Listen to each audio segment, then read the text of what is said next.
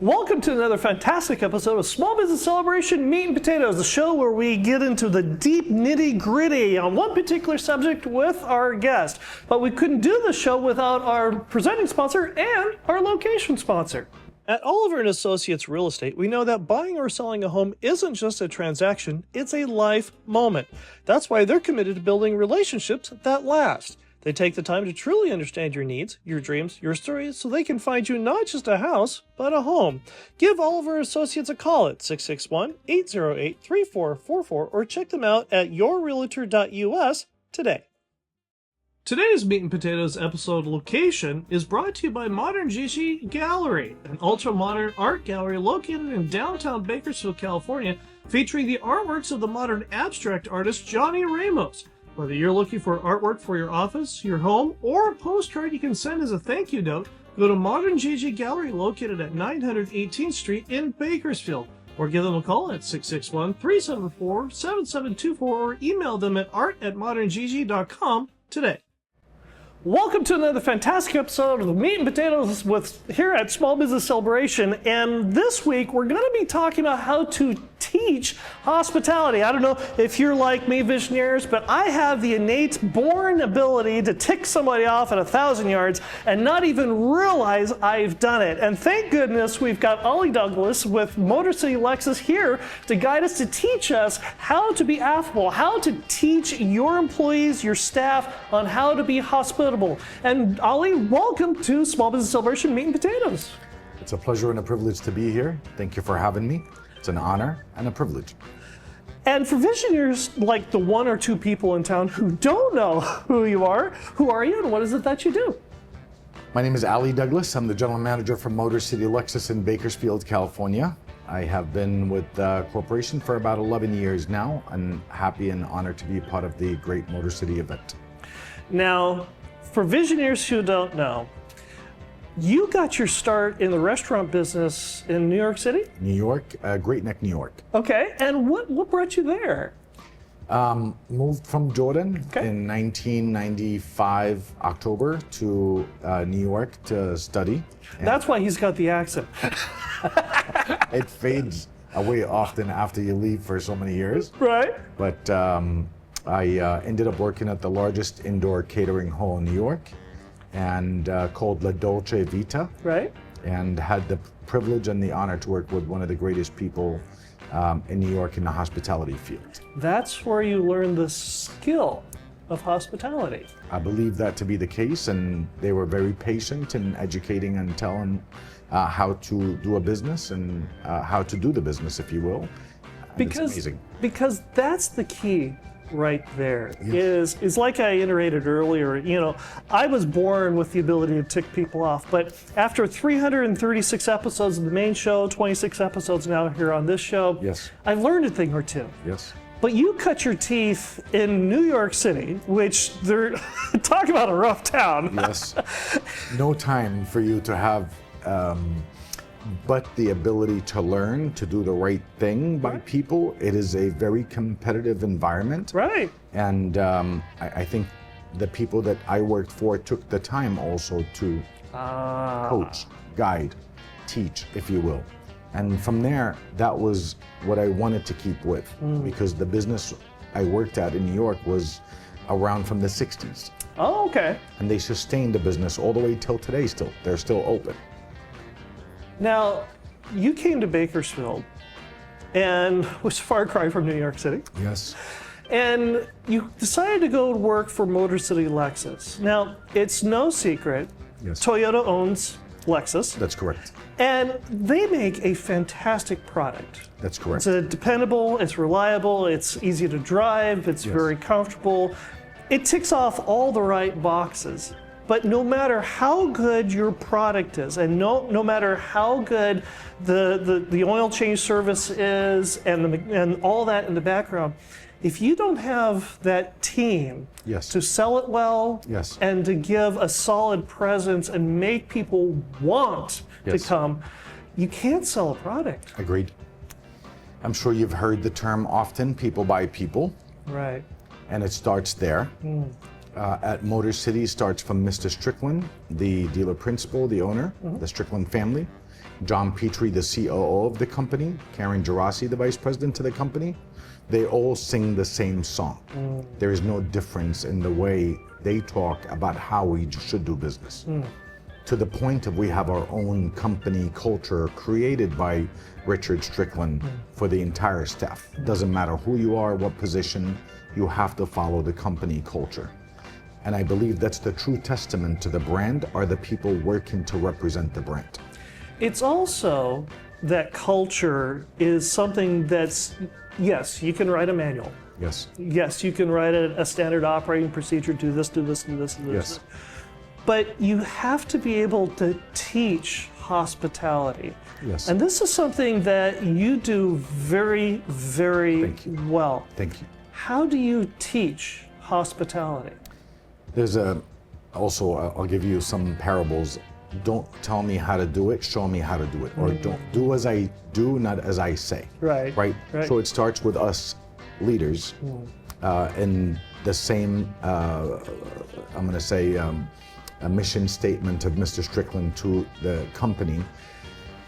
You are a servant leader. That's the term that gets used. So I can tell you all day long how to be hospitable. But if I show you what I do to be hospitable, acknowledging people when they come in as guests, not clients. Okay. And it starts there, the very first thing. They're a guest, they're not a client. No, the client will come later. Okay. Meaning, if you treat them as a guest first, when you have a guest in your home and you sit and you listen and you welcome, that way, in my opinion, will lead to being the client after.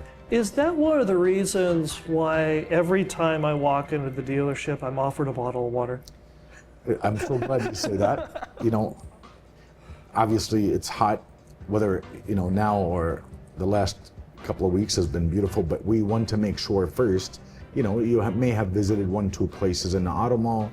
There's no a place where you go buy the water. We offer the water as just, if you're walking in, coming out, leaving the dealership service department, it's available, and we want to make sure we offer that first. Some people want to have a little time on the lot, and it's good to have some water, Pepsi, coffee, something to drink while you're looking until you decide to go in the showroom and walk around. We still offer it. What's the next step in that process? Because the person comes in and they're a guest in your home. Yes, sir. What's the next step after that for being a very hospitable business? The most important thing after that step, I believe, is the ability to give you space. When you come into the dealership, some people know what they want. They have done the research before they left the house. They looked at the car, the model, the color, everything to the T of what they want. And they may even point it out. But that's maybe 10% of the total. So the ability to give them this space and the ability to breathe. You don't just jump on them when they walk on the lot. No, it's almost sacrilegious when you do this, because you know I'm already uncomfortable. Some people are uncomfortable. Right. The perception of the car business has always been there before Motor City, before the Auto Mall in Bakersfield. It's always been there. So the fact that you give them room, and we act as just consultants to your needs, no pressure. Educate, test drive, product knowledge, and that's mainly what we do. Some people visit more than one dealer. And to my statement earlier, when I said people by people, you could change someone's mind based on the fact that I feel good about giving my money to this person in the way I was treated. Right. I may not be 100% sold on the product, but as you know, the true testament to the auto industry is not the first 30 to 45 minutes when you buy the vehicle. It's literally the service after, and you can see the writing on the wall. Right. My marriage, so to speak, to the dealership is the 3 to 4 years in the service department, if you will. One of the things that I wanted to also explore with you on this is the price point. Yes. Because the starting price point of a Lexus is very different than the starting price point of a Toyota. That's correct. And is it because of that, is that part of the reason why you have a different approach to the guests that come into your dealership, where you're not having to say, okay, I have a less expensive product or service that I'm trying to push and get those numbers in?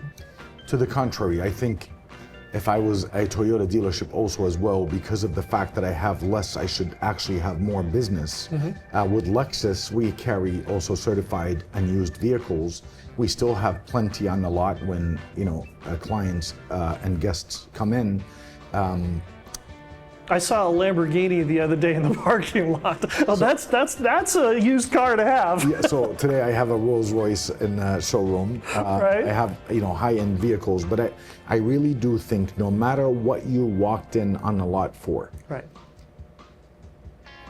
the treatment should be 100% identical between the one that wants to buy the Lamborghini and the one that wants to buy the Toyota Corolla. You're coming in for your big purchase. Right. $20,000 is a lot of money. Right. $250,000 to $300,000 is still a lot of money. But at the same time, if you have to differentiate based on the client, that's not a good statement to make. You have to acknowledge everyone for their needs and wants at the time they come in on a lot, and no difference in the treatment for the one that's buying the used Toyota Corolla or the one that's buying a Lamborghini. Before we get into the fortune cookie game, Yes. outside of the car business, Yes. what is the number one mistake that you have observed personally by going to either a restaurant or a retail store or another business of some kind that you've sat there and it just makes your skin crawl and you go, ooh, they did not do this right? What's the number one mistake a lot of business owners make teaching their employees the wrong bit of hospitality to do? I learned this when I first moved to Bakersfield. And I will tell you that reason why I learned this. If you measure the client based on anything, a car they drive, the way they dress, Right. the way they talk, you lost. Especially Bakersfield. Especially Bakersfield. Yeah. But I also attest that this is a universal statement. I am paid to do a job, to take care of the guests, for the man who invested in the business. I cannot, and that's where most business owners lose, in the fact that they don't teach the importance of you put yourself in the shoes of the customer or the guest that came into your business. The number one thing that makes my skin crawl is the fact that someone unprepared come into a workplace where they judge and based on their personal judgment to a client. There are very small circumstances or situations where you have to maybe get someone else involved, but you come into work, you have to be prepared, smile. It's their first time here, could be, whether it's a restaurant, whether it's a gas station, whether it's a dealership, Right. whether it's a hospital. In that sort of a deal, you are a client advisor. You're looking at these people as your guest as a guest in your home, and you have to respect the investment of the person that opened the business to provide for you to be there. That is 100% what should happen every single time with every single business. How many times have you seen the farmer, the rancher, the shop foreman, the shop supervisor, who's got, his shirt is 3 days old Yes. with mud and everything else, walk in and buy the $250,000 Lexus vehicle? And we are not there to judge that. I think you see this often, not in just our business, in many of the businesses that you go to. You see that often where someone makes a judgment based on the car that you drove into the dealership, Right. based on the way you dressed, and that's not up to us to do this. We are representative of the brand, the owner, the dealership. Welcome, thank you for being here. Let me get you some cold water before you start. What can I do for you? He may be coming in for directions. Right. We still offer the same service. Can you tell me where the Ford dealership is? Yes. A matter of fact, I will walk you to it. And Joe Hay thanks you. May I make a comment to you about something that recently happened Sure. in Vancouver? And I will tell you, this is something that would be almost surgical to what you just asked the question about, which I'm very appreciative of. And I'll tell you the comment I made. I own a Breitling watch that I needed some sort of a repair. I was in Vancouver, Canada. I walked into an authorized Breitling store with the brand on the top, walked in, asked, hey, I'm not here long term, just 4 or 5 days. Could you please help me figure out what was wrong with the pin of the watch? It seems like it's not working properly. And I was treated badly to where I acknowledged that I'm being treated badly also, where I said, okay, thank you so much, I appreciate it. Sorry to take up your time, and I left. As I left Breitling, I looked at my wife and I said, this is how businesses go out of business. Because unfortunately, the representation for this brand and this name was by someone who really did not take the time to listen to acknowledge what was wrong with my watch for my wants and needs. It could have been handled differently, in my opinion. And if he would have worked for me, he would have needed a lot more training on how to talk to clients and guests. That is one thing I would tell you that gets under my skin. And with that, we now have the fortune cookie game. Now, Visioneers, if you're not familiar with the way the fortune cookie game goes, I have a sealed fortune cookie here in my hand. I have no idea what the fortune inside of it contains, but more importantly, neither does our guest. And our guest has to take said fortune cookie, open it up, break open the fortune, and read the fortune inside and add in my business and elaborate. Okay. Now, if you want, I'll go ahead and hold the rest of the cookie. There we go. And go ahead and read your fortune. Strive to broaden your horizons each day. In your business. How would you strive to brighten your horizons in your business?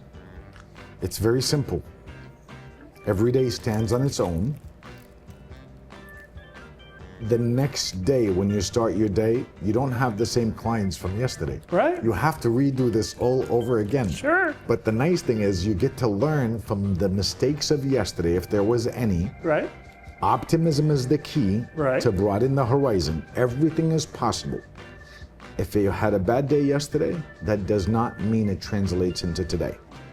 I don't want to tell you any other recipes for a business like ours where you are almost, it's not a Groundhog Day, so to speak. Right. Your new customers and guests are coming in every single day different from the day before. So you have to be this new person every single day. You're broadening your horizon by having to learn how to be better in being kind, generous, hospitable, truthful, to add to that, and treating people with kindness when they arrive. So what you're saying is that even somebody like me who can tick somebody off at 1,000 yards, every day is a new day and I can still keep learning if I want to. So ask not who this person is, ask who he hangs around with, he will become that person. So you can learn, and obviously you have great personality and great aura, if you will. Thank you. So well, it's all because I hang around people like you. Thank you so much. I'm honored, very much so. And I say the truth, and what I'm saying is we learn from the kindness of the people that before us, around us. Even our own guests, we learn from them when they arrive. And speaking of people around us, one of the reasons why we have so much fun on this show is because on the main show, producer Emily gets to ask so many wonderfully intelligent questions, often because she is the polar opposite of me in so many different ways. So much so that here on Meat and Potatoes, she's got the whole second half of the show, which is questions by Emily.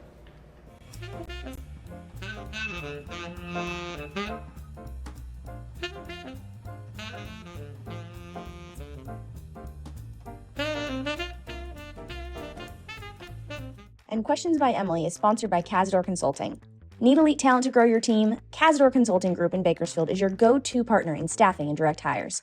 They don't just fill jobs, they build lasting partnerships by listening to your needs and delivering top-tier customer service. At Cazador, mutual success isn't a goal, it's the standard. This is more than staffing, it's building your team so you can build your business. Visit CazadorConsultingGroup.com or call 877-800-4622. That's CazadorConsultingGroup.com or 877-800-4622, and let's build your future together. Hello, Visionaires. Welcome back to Questions with Emily. I'm Emily, and if you've got questions, feel free, drop them in the chat, drop them in the comments. We'd love to know how else we can get the information you're looking for from our wonderful guests. So, with that, Ali, Yes. you're talking to Michael about service and all that entails. Of course. How do you teach the next generation hospitality? Because they're always on their phones, Yes. and I'll admit I'm part of that younger generation, but I try to be off my phone, but Yes. there is that still connection to a device that really can pull away from the aspect of people. Yes, I mean, it is absolutely a very valid point because you're talking about who's going to carry the torch moving forward.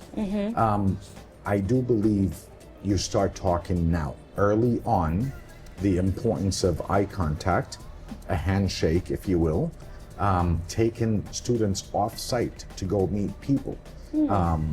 We had to do a commercial at Lexus for Gen Alpha that talked about, this car is Riz, and it's, very Rizzy, and, we want to talk the language. At the same time, it's not just the language, it's the ability to interact.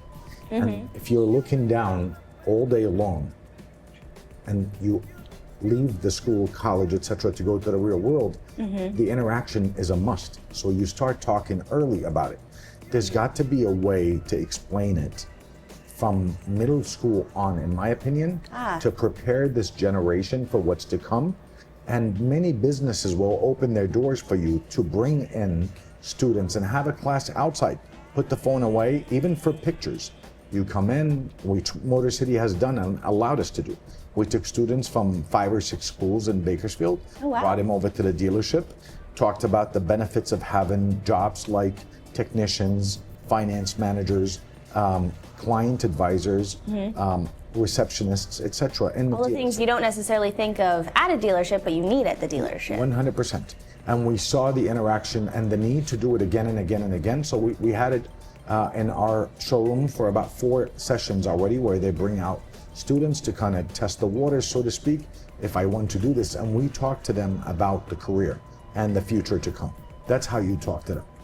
So how do you take a 22-year-old who is either fresh out of college, maybe didn't go to college, they want to be a salesman on your floor, Yes. but your target market for Lexus is probably not going to be selling them to other 22-year-olds. How do you teach that young person how to sell to the older generation in such a way that they are hospitable and kind and work with the brand that Lexus has already established? Great question, Emily. In our showroom, we have about a month of testing the waters, so to speak. Okay. We want you to walk around, we want you to listen, we want you to shadow someone, we want you to learn the product.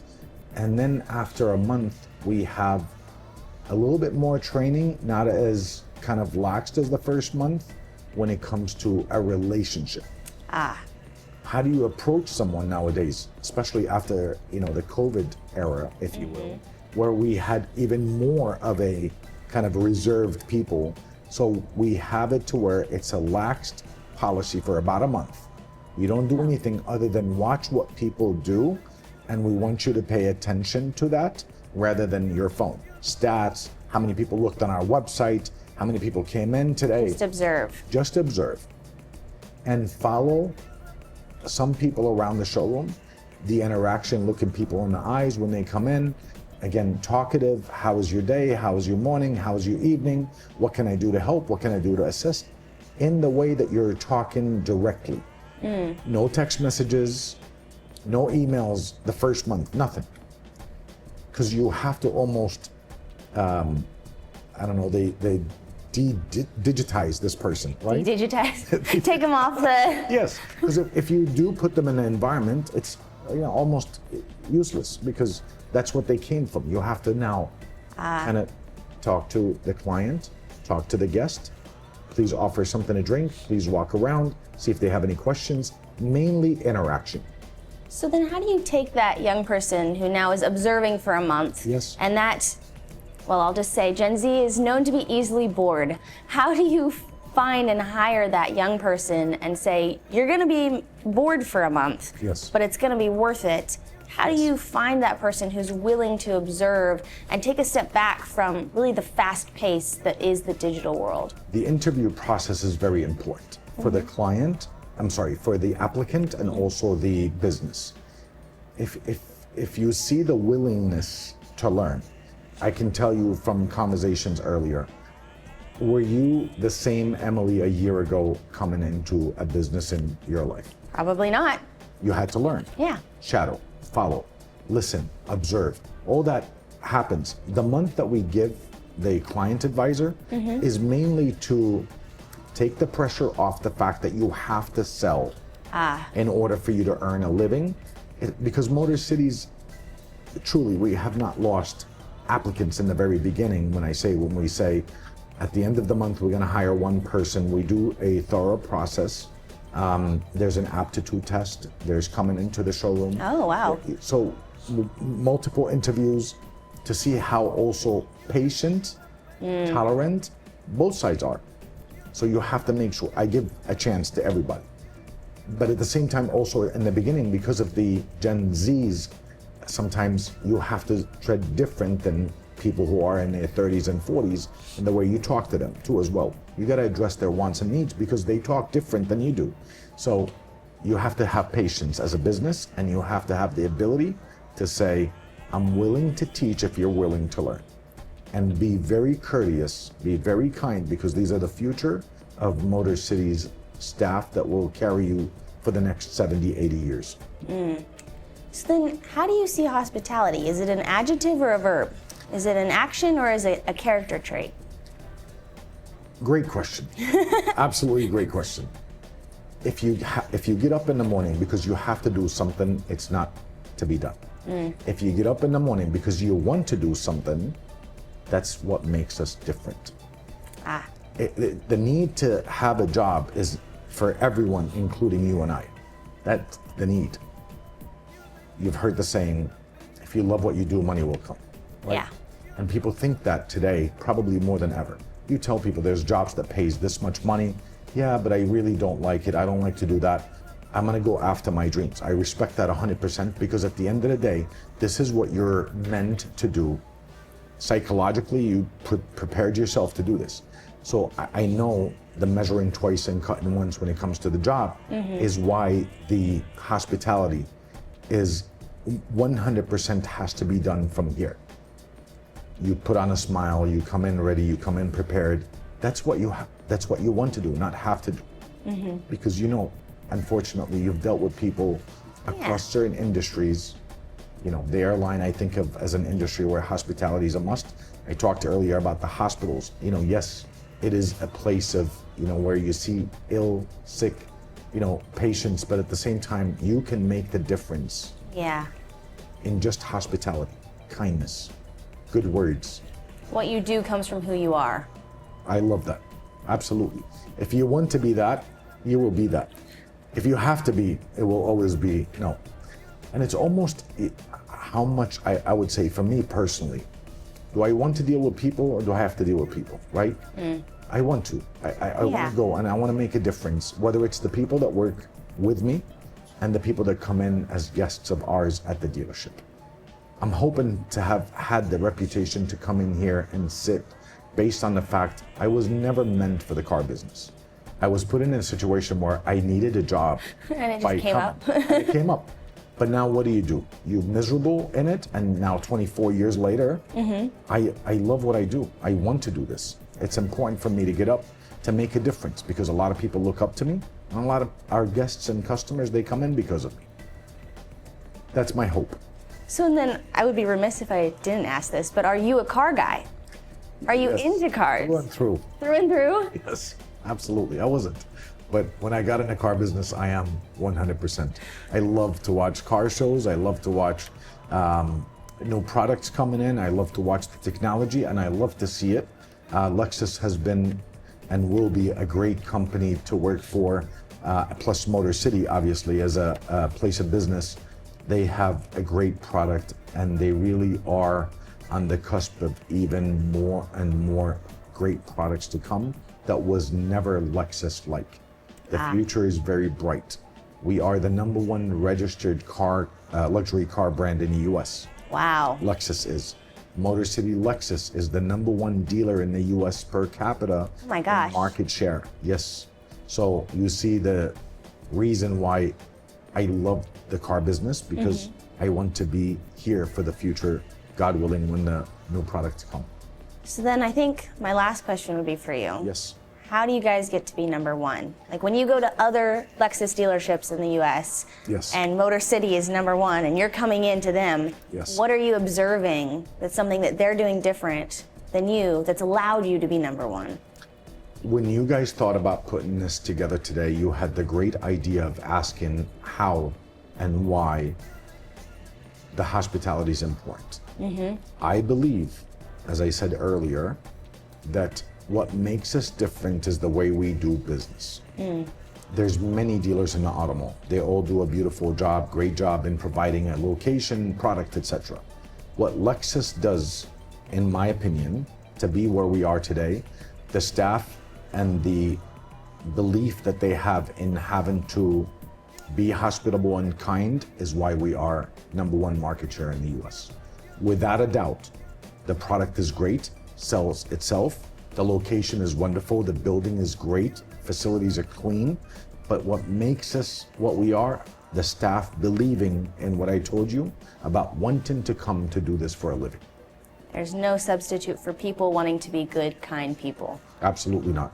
Yeah. Well, and with that, how can visionaries get a hold of you to get their next Lexus? Motor City Lexus, 5101 Gasoline Alley Drive.